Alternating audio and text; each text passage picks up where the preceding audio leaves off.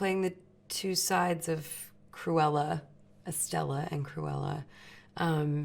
It's been really interesting. It's also been interesting to kind of gauge the tone and how different they are. It's one thing to read it on the page, but it's another to really try to do it day in and day out.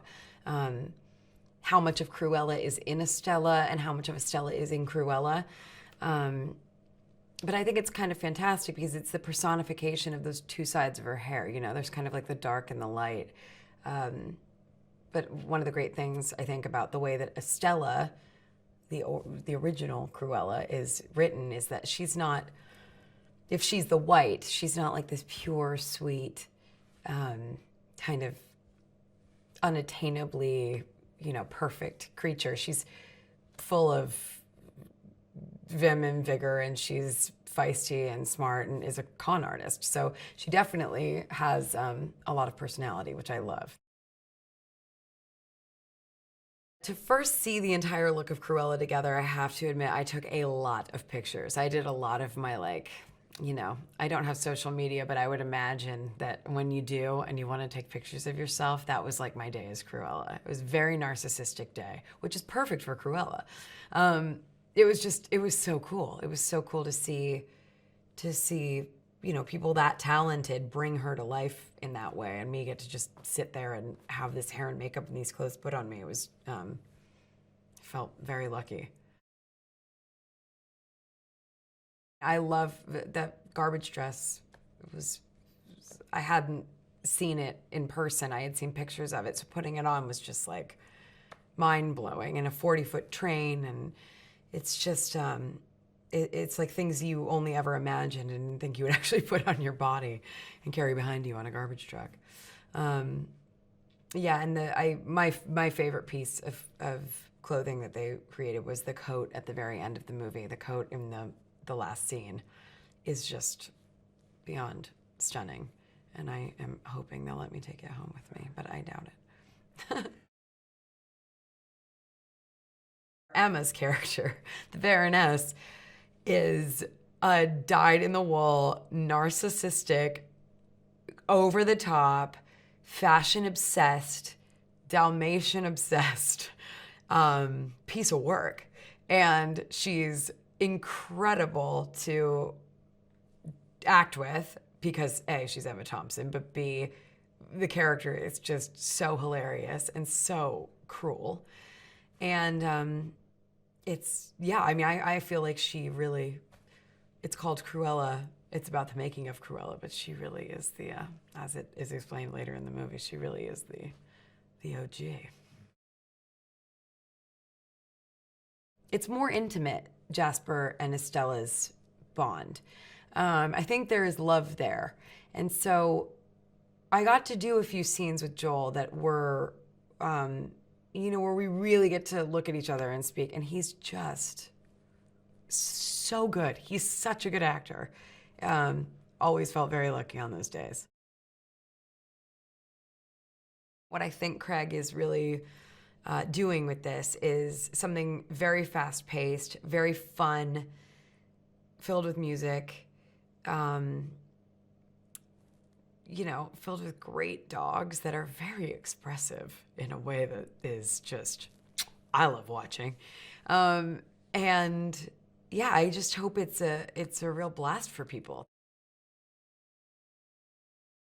Craig Gillespie is a extraordinary director.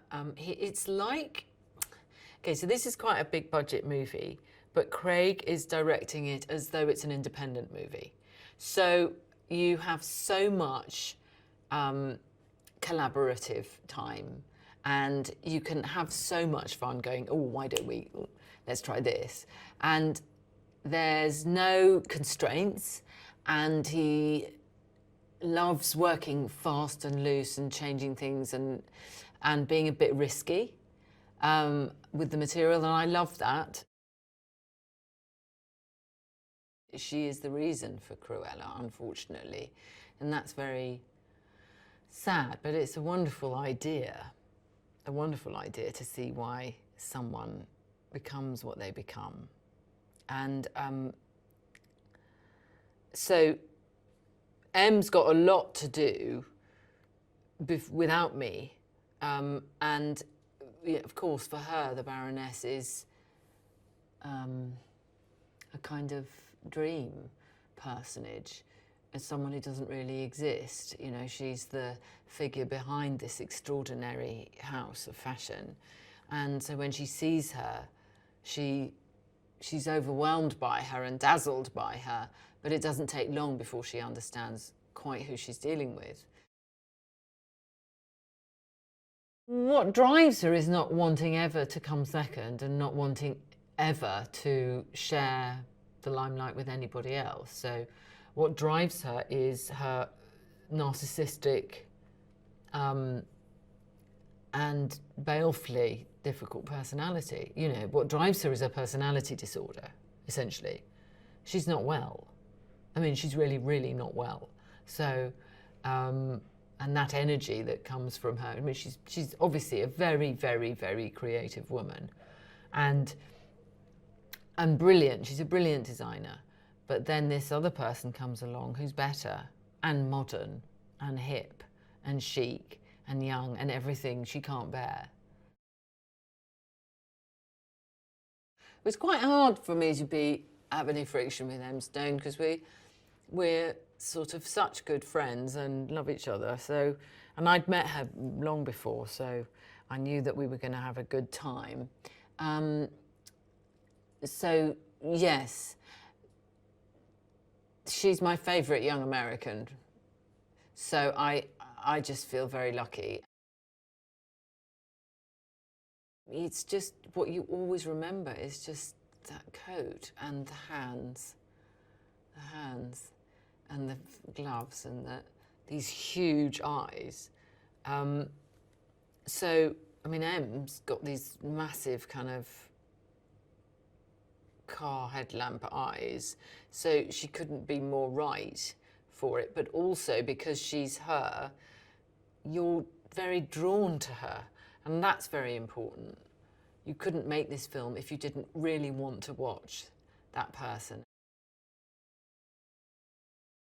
Oh, wonderful actors. There's so many fans. I mean, Joel Fry, Paul Walter Hauser, Mark Strong, every single part is so beautifully played. I mean, I can't tell you how much fun we've had when someone just comes on and gives of is a turn, you know, and is just brilliant and funny, terribly funny. So he's cast it wonderfully well, as well. But it is I mean, the two leads are women who are working and who are adversaries in their work, and you don't see that very often. John the valet is a mysterious character because he's part of the Baroness's entourage. He's with her often at the most important moments of the movie, and you're never really quite sure, I think, who he is or what his agenda is, because essentially he's quite a silent character. But there's a point in the movie where there's a twist and you discover something very interesting about him, and I think it was that made me want to play him, because I felt like the audience were being led down a certain path of expectation of that character that's then undermined and slightly changed, and he ends up being not what you think he is. She's got great, like, evil character to get her teeth into, and she plays it with a sort of combination of real charm and sort of seductive, you know, wickedness that I think is just right. It's just delicious to watch.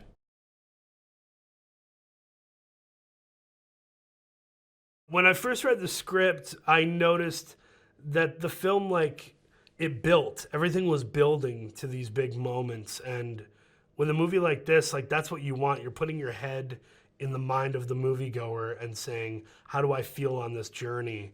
And I think it's a really sort of twisty-turny journey that builds to all these big moments and events that are run by the Baroness that, of course, Horace and Jasper and Estella are crashing the whole film.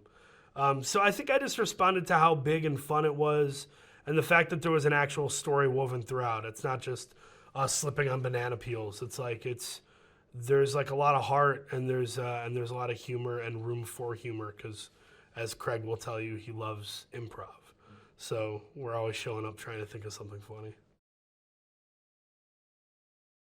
There's power in numbers. So the young Horace and young Jasper were probably somewhat self-sufficient, but I think Estella is the real creative genius in that group. They're really more the sweat equity. She's the brain behind the operation. So when she joins their group and it becomes a trio, that's when they kind of find their outwitting of everyone, and they kind of come up together in the world of seedy crime. But I think the way the dynamic changes is when you see Estella start to change without giving anything away. As Estella starts to change, the friendship starts to change, and suddenly Horace and Jasper aren't sure if they like where the friendship is headed. It's like they're more employees rather than friends. I think the casting was really cool putting us next to each other. I think we look different enough that we look really good next to each other. As far as the comedy, you know, Joel Fry is one of those, Joel Fry, who plays Jasper, is one of those guys who doesn't have to do that much to be really funny. And I think that's also a British thing. British humor, it can be minimalist and it's uproariously funny. So I was really happy when I met Joel, and the moment we started playing around, we kind of got a feel for what the chemistry could be. The dogs are gorgeous. They're adorable. They're livening up the set every day and making it playful and making it more exciting. And the work has been impressive. The Dalmatians have such a presence in this film, unlike that of the cartoon animated feature. The Dalmatians are different in this movie compared to the animated feature. And the new additions of Buddy and Wink are like classic sidekicks. I think people are going to fall in love with the little eye patch on Wink. Pretty sure Wink, I'm pretty sure kids are going to dress up as Wink for Halloween, and people will be like, "Are you a pirate?" And they're like, "No, I'm the dog from Cruella." There's some new characters that I think are going to be pretty beloved, and they're all dogs. He's one of these directors who can kind of come up with stuff really quickly as well. If something's not working, or the set doesn't, or the building that we're in doesn't work for what the script was saying, you can just come up with these ideas that I'm like, often I've been, oh, that's not going to work, and then I look at it, I'm like, oh, that totally worked. And I think that's probably, I asked him actually, and I think it's his background in advertising means that he can think on his feet. He doesn't get too entrenched in like old ideas, and it's really worked out. Working with Paul has been really easy. Yeah, he's like, he's like a genuinely good guy, and I trust him lots, which, you know, just doesn't usually happen. And he's just brilliant at improvising as well. He's kind of fearless, so he can just kind of, when you have someone like that in a scene, you're like, you never really know what's going to happen, which always helps the scene, because it just means that no one's just going blah blah blah blah blah. You don't know what's going to happen, and he can say something that doesn't even make sense, but he's not scared to do that, and that's a really cool thing. It's pretty much as close as you get to a sure thing, really. I think Emma Thompson is. She's like, since I've been like knowingly wanting to be an actor or being an actor, I've known about her, because in here she's untouchable, really. She's one of those, and you can't really say that about many people.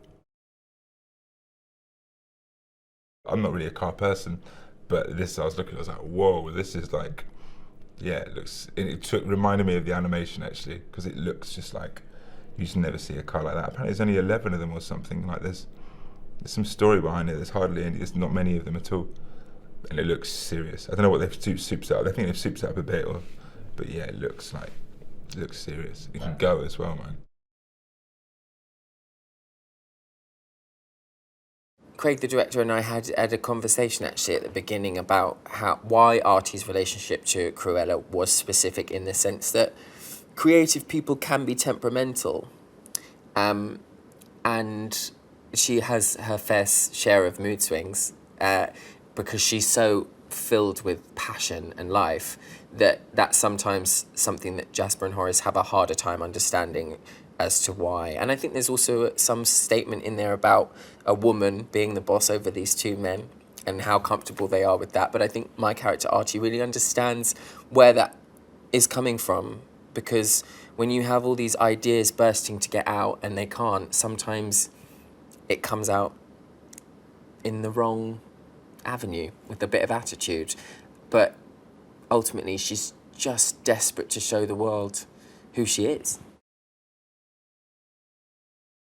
What's been wonderful about shooting this has been the scale of it, because and the varying scale of it, because someday you can be on a massive set like in the interior of Hellman Hall or at the fashion show, and then other days you could be shooting a really intimate scene like in Artie's shop. Just because the scale does get really, really massive doesn't mean that any of the intimacies get lost, because all that character work is really embedded into it. So it's just another brilliant element that's added on top of everything else. You really do feel like you're stepping into a time warp, I guess. Cruella's lair is... It's vast and shabby and downtrodden, but also still has that element of punk and anarchic freedom to it. And then my shop was one of my favourite places to shoot, obviously, because it was just filled with these little trinkets and details down to the very last, you know, tiny, minute thing that perhaps you wouldn't notice at first glance, but if you really had a great look around, you'd see how much work went into stuff like that. The music really informs the film because of the period, and the period being the 70s, which is such an interesting time visually, but also sonically, because doing my research into the character, it was kind of hard to work out who was feeding into who the most. I think the fashion was really influencing the music, and the music was really influencing the fashion. I'm really, really excited to be involved in Cruella. It's a really cool project, and I remember watching the cartoon as a kid and feeling like being very, I don't know, I think very intrigued by the idea of this kind of like woman, this slightly manic woman on the edge, and I think just the way she looked was always so fun. So the fact that a live action movie has been made and I can be part of it is really, really cool. We first meet Anita at one of the Baroness's balls, and she's a reporter. She's a sort of young up-and-comer. She's very ambitious. She's also pretty smart, and she kind of falls in between the two ladies. You know, you've got the Baroness, who is kind of really calculated and really, I mean, I think what's lovely is that all the women are very intelligent in this, but she's very, you know, she's kind of like, I guess, the baddie. And then you have Estella, who also kind of has this slightly dark side. And I think Anita falls right in between, where she kind of understands them both, but isn't the same as either of them. I think what's brilliant about it is that you think you know the Cruella de Vil story, because we've had a couple of movies, and we had the I think it was 1961, the original. So I think people's idea of Cruella is that she is this sort of really mean, unhinged woman, and she treats animals poorly and things like that. But I think what they're gonna get from this that they maybe didn't expect was seeing how she came to be and seeing like the human side of her. I think the movie is really good at showing like a fully fleshed out human being, rather than just somewhat a caricature that we've seen in previous iterations.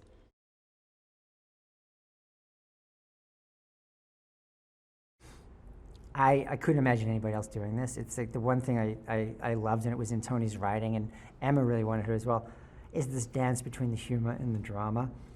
And I can't think of anybody that can do it better. And like, dramatically, she's amazing, and she's so accessible and just moving to watch. And she's also about like our Lucille Ball of our generation, but she has both. So it's this unbelievable delight as a director that there's really nothing you can't do with her. And she's such good instincts on, you know, both the comedic level and, you know, where to land the drama. And it's just a joy all the time. And she also which was great on the set too. It's like we had the freedom that she could be spontaneous and improvise, and the other actors were great with that as well. So we would get these little bonuses and these gems of, you know, when she gets to know her characters, just leaning into that. The amazing thing, I've always been a huge fan of Emma Thompson, and you know, she's got such a career behind her. But in a strange way, this is like a side of her that I hadn't seen before. And to see her playing this Baroness who is so formal and proper and almost like rigid and intense and fierce in a way, and all done with such restraint. It was a character that she was having a lot of fun with, and it was really, it wasn't, I wouldn't say a surprise because she's such a brilliant actress, but to see another thing in her arsenal that I wasn't familiar with was just a delight to like see this character come to life and just grow and really be a scene stealer. It's all emotionally motivated in terms of Estella to Cruella. There's the first journey of like, she thinks, she's been told, you know, of what she believes is the right thing to do in life and the way that you're supposed to behave. And it's actually a conflict with who she is as a person in the sense of what she's going after. She doesn't think within the lines. And she's growing up in a world that wants her to behave within the lines and not question things and not challenge things. So she, for a while, is going against her instincts. And that's where she really suffers the most. And it's not until she really leans into who she is as a person, and regardless of the repercussions, that she really starts to thrive. And that's partly what the Cruella side of her is. The part of that she leans into it for, the motivations, unfortunately, are kind of dark and sinister. That's when she really needs that superpower that she has, you know, with her talent. So that's where it gets complex, and you know, her character gets interesting.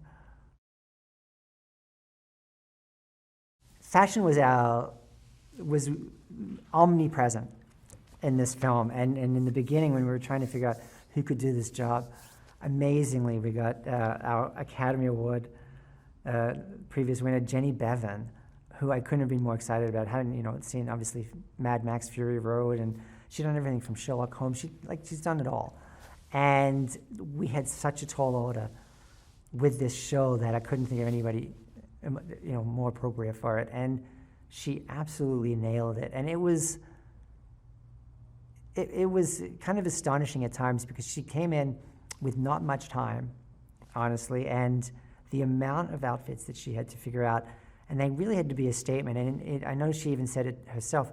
This film was actually much more complex from the costume side, because not only were we doing characters and having to create characters with costume, they were both fashion designers, so they both needed their whole fashion line that I knew the audience would be very critical about. It's like, and it has the risk of taking you out of the movie. So in some ways, we spent more time on the fashion lines than the actual characters, because that's you know, something she's been doing forever. And so trying to figure out what could we do that felt both current and of the time, and didn't take you out of the film, and you know, people's critical eye wouldn't be like losing faith in our characters and, you know, their performances. It was a tall order, and she absolutely delivered. I mean, immediately when it was 1970s London, it's a wealth of music going on in that period, and I knew there would be a lot of music in this. It helps set up the setting of where we are, and the time period. You know, being able to play the Clash. You know, coming into some of these scenes, and Blondie, and like it's like all that stuff that we're striving for with the sort of the attitude and that punk nature, we get to lean into there. And I also just loved music and songs in the sense of like the juxtaposition. It's very much a Scorsese thing you'd see, where you're putting songs against scenes that you don't expect, and it takes it to a different level, like where you're seeing something that feels like it's emotional and there's something kind of aggressive against it, something that's a little chaotic, and then we have something that feels sweet and light, you know. And it sort of throws the perception, and I love doing that within the film. It's like, I think we end up having like 48 songs in the range. You know, we've got Doris Day to The Doors and Queen, and it's literally all over the map. And there was There was actually a sense of playfulness that we leaned into with the Baroness, with, I get ideas and perhaps, and that again is going against her sinister nature, and I like that light touch that we had, and it was just so much fun with Cruella's character that she's fully ingrained in this punk sensibility, and there's so much music to be had for that. Craig was very keen in the beginning for it to have this punky vibe, so we're in the 70s, and for her to be quite punky. But I think if you research that, it's the punk that people think is that was actually slightly later in the 80s. So the punk that we were looking at, it's a very kind of home done look. It's not big colourful mohawks. It's kind of just before that. It's there was a real music scene around the time, and so it's kind of in that world, and it's that. And actually, what fits in really well is that it's very Vivienne Westwood. It's that kind of punk look, which fits in well with our fashion side as well. So it was just keep making sure we never went too far with that, making sure it never became cliched, and we pushed the punk thing too much. I always wanted it, and if you look where they live in the lair, it has to feel like their world, that it all fits within the world that they live in. What I love about all her different looks is how far we were able to go with them, and how different they all are as well. I always kept thinking of her as a kind of master of disguise for a lot of the film, really. So the greatest thing was the difference in all of them. For the black and white ball, there's a real kind of elegance to that, and I like that there's a story behind everything. So for the black and white ball, I wanted it to be something that was, maybe the hairstyle would have been something she would have gone to the black and white ball with had she been invited under different circumstances. But then there's the Cruella kind of real messed up punky look to it as well. So and then the red carpet moments were just so much fun, those kind of pop-up moments. And I don't know what's my favourite. Every time we do one, she steps out this room and everyone says, that's it, it's my favourite. But again, I wanted them to look very different. So for the future, she arrives on a motorbike, the costume's sort of more masculine, it's harder, so to have almost like a graffiti written across her face. And the font that I used for that is the same font as Sex Pistols' album, so I wanted that to tie in as well to the punk theme. And the hair then is kind of wilder as she's taken off her helmet and there's this crazy hair underneath it. For the garbage truck moment, we did a play on an 18th century look, so we dressed the wig the same as you would an 18th century, but then again messed it up, slightly took it to one side. And I like the idea that maybe she remembers that from a child going to the 18th century ball, so again it's everything sort of slightly mimicking the Baroness. It all ties into somewhere. Well, the Baroness, we wanted to make sure that she was, basically the words we used a lot for her look was immaculate, perfect, nothing out of place. There's a real, everything is thought out in her look. We wanted the silhouette to look the same. So Naomi Dunn looked after her hair and makeup, and we had discussions at the beginning about there always been a similar silhouette, so something always kind of scraped back, the hair's back off the face, and there's a kind of severity about it, a hardness to it, but then all these beautiful shapes in the hair. We went slightly darker with it as well, because when Emma's blonde or fairer in tone, there's this kind of softness and warmth to her, so the darker hair made her look kind of more severe, so we liked that idea. Naomi had a great idea of putting it's very subtle, but there's very subtle kind of blonde streaks in the wig as well, and we just like that maybe there's a slight tie to Cruella there with the kind of dark, the black and the white. So and then the makeup was a classic sort of 50s style, really. There's that thing that women get a look and then they sort of stick with that, so her heyday and her look would have been more in the 50s, and it's a classic beautiful look, so it's a very kind of Audrey Hepburn sort of feel about it.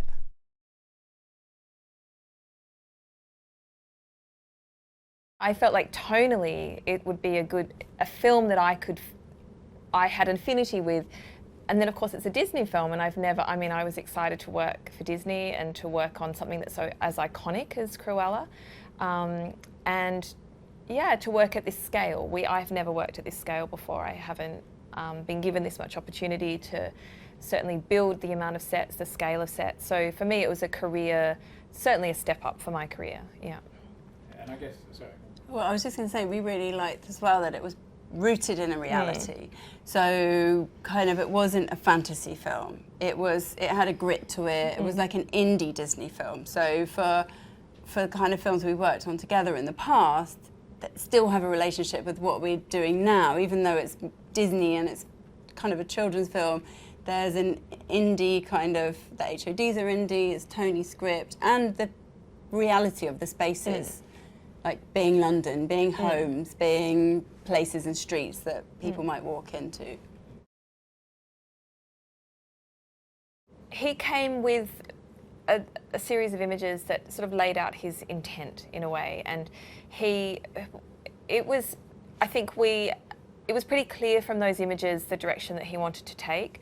We certainly moved it along together, but I felt tonally he was very clear from the outset.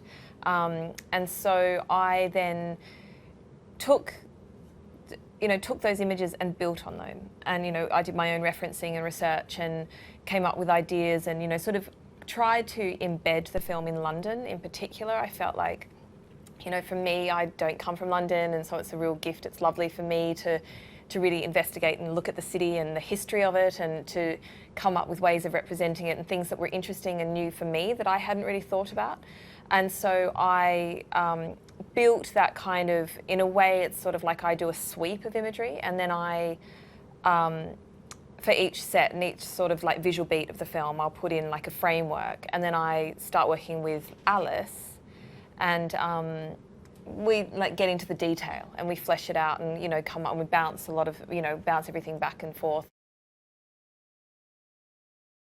And the House of Baroness warehouse for set decoration-wise was so exciting because the referencing, the photographs that exist of couture houses are extensive, so we could just completely absorb and look at so many images and take elements that we liked from them and then create her world from scratch, which I don't think we've ever had the opportunity to do anything like that before. And down to exactly what pencil she uses and the fabrics that are in there and how the fabrics move around and how the patterns are cut and the crossover with kind of costume and the costumes that are in there. Again, like this huge opportunity to work with. So we had a team that we had with costume that were building toiles and costumes just for the set.